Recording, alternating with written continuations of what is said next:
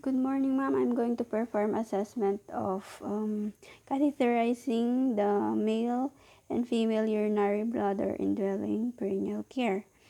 We have the equipments. We have sterile gloves, urine specimen container, perineal light. We have also the antiseptic solutions.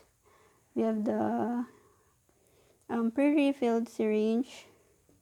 We have the lubricants and forceps, cotton, straight indwelling catheter. Then we have basin, and we have also the urine collection bag and drainage on disposable bag and waterproof pad. First, we have to assemble equipments, perform hand hygiene, and explain the procedure and prepare the patients and discuss any allergies the patient, especially iodine or latex.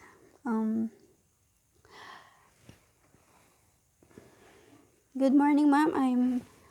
I'm Rowena Doctor, and I'm going to assess catheterizing female urinary indwelling catheter, and I'm the one to assess you, ma'am. And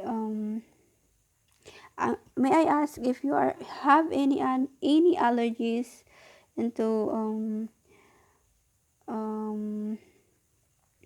iodine or latex? And then we have to perform hand hygiene.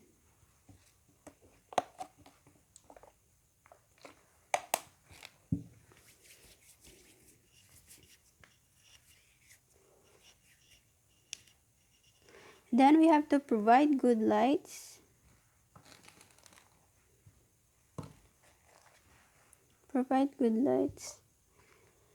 And then we have to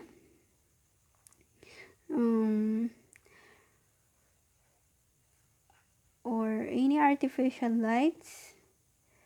Recommended use flashing like in a perlight position. And then provide client privacy by closing the curtain or the door. And then we have to assess the female patient in the dorsiflex recumbent position with knees flexed. You have to assess the patient, and then we have to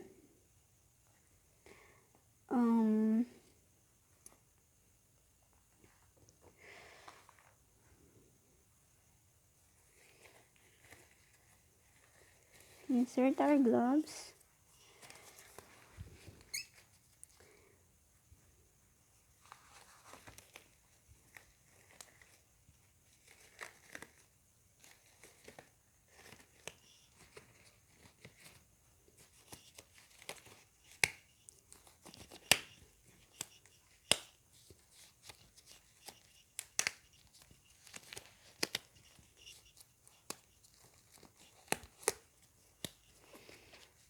And then we have to wash the client with water and soap.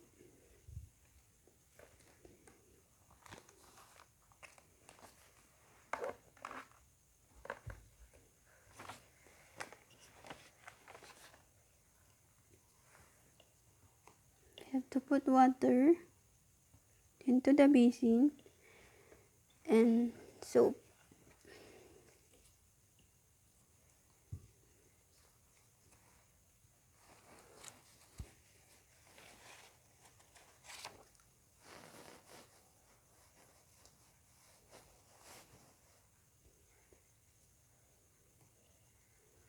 we have to start to the upper area.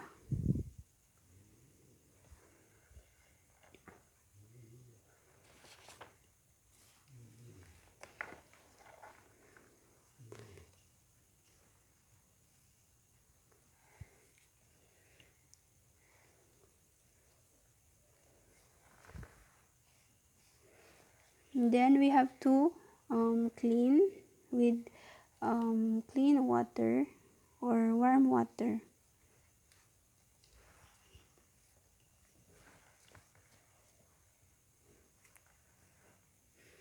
With the labia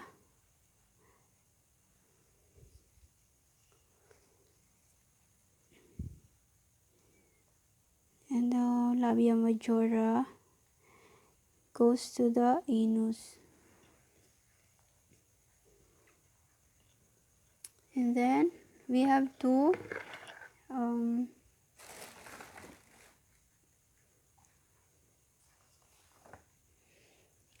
we have to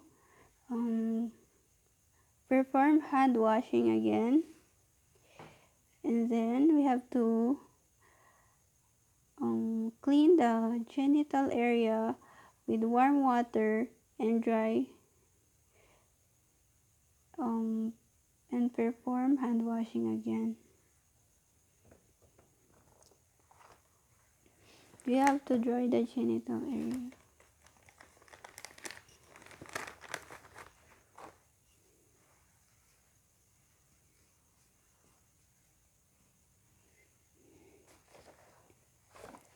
And then we have to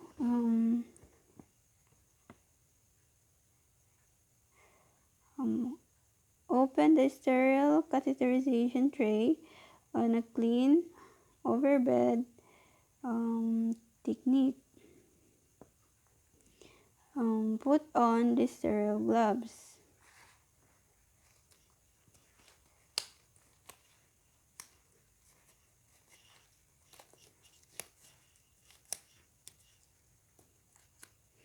And then we have to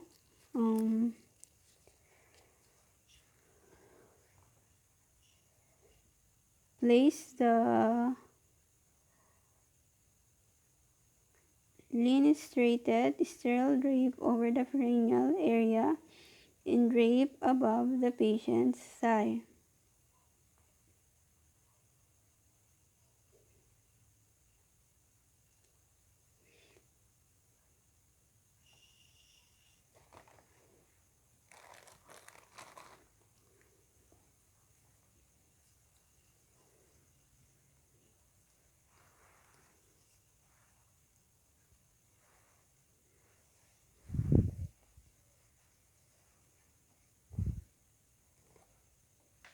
You have to put the linen strips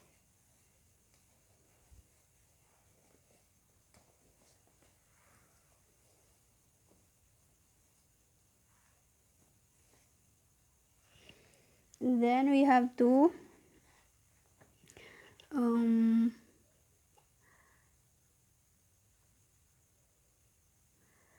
open all the supplies, and then if the catheter is to be indwelling, test the catheter balloon.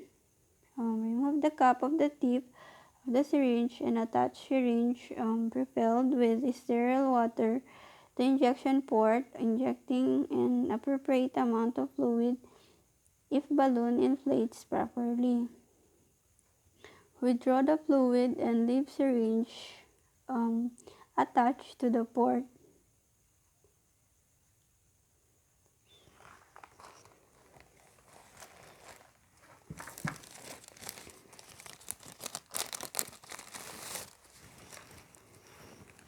We have to test the syringe if it is indwelling.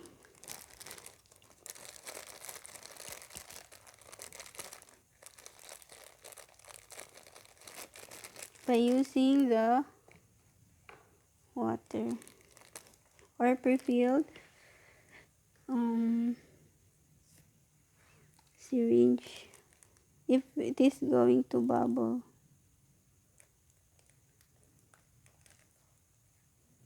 Then we have to inject some water.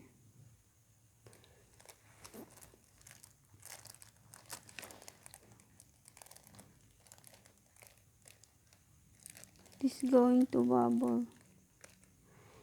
And then we have to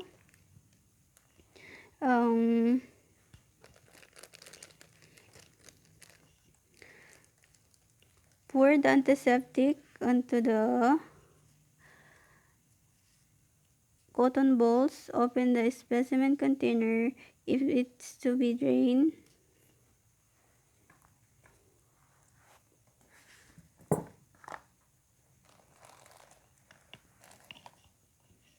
We have to put the betadine into the cotton balls.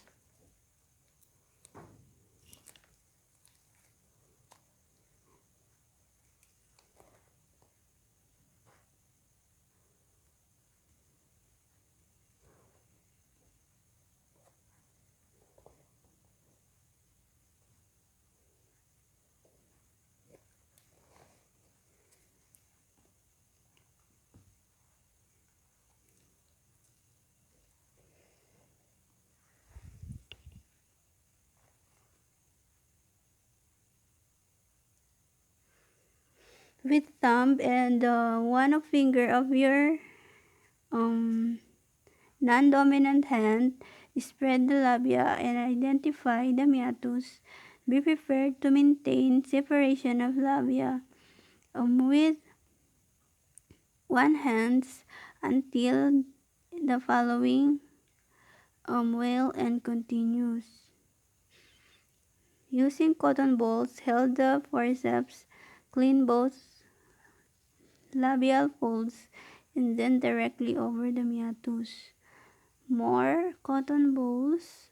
Move cotton balls from above the meatus down toward the rectus.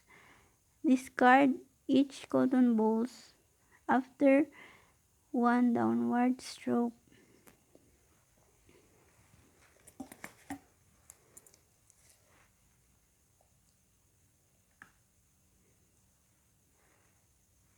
We have the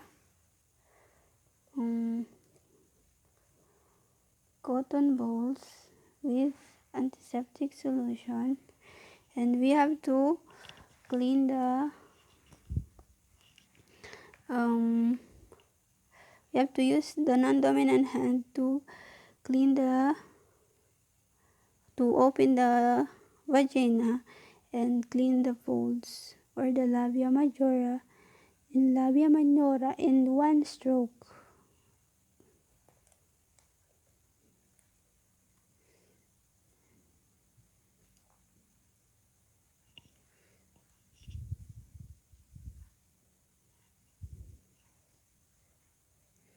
Then we have to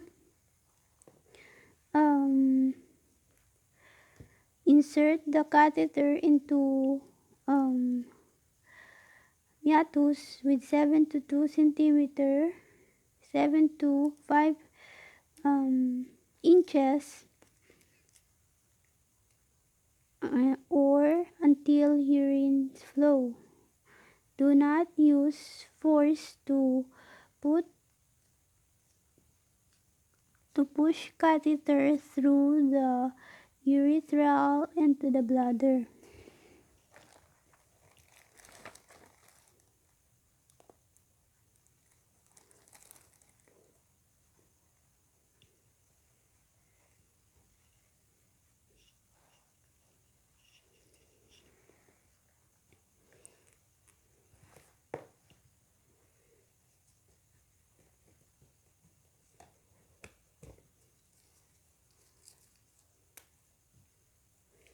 We have to put the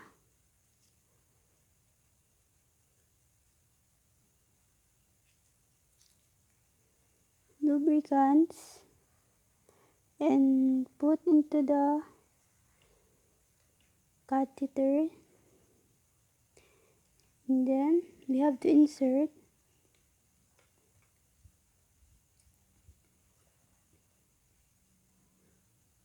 Do not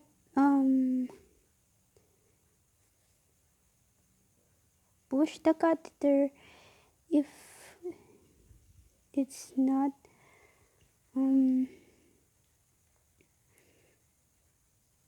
through the ureter into the bladder.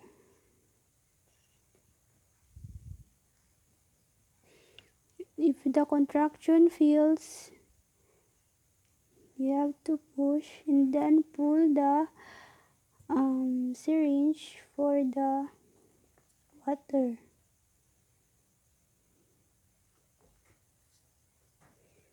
Or the refilled syringe. And then we have to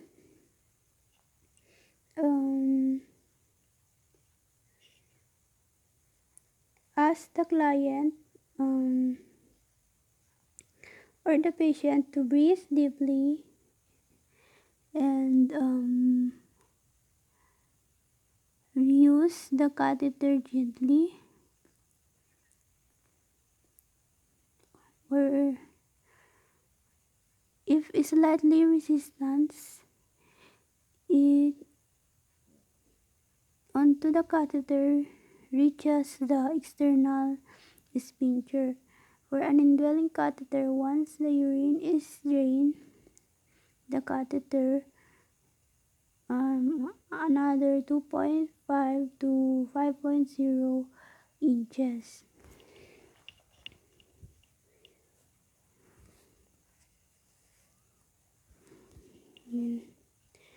Now we have done with the female urinary catheter, and then we have to put the urinary urine bag by putting it into the thigh by a tape to secure the bag, and you have to see the color yellow flowing into the bag.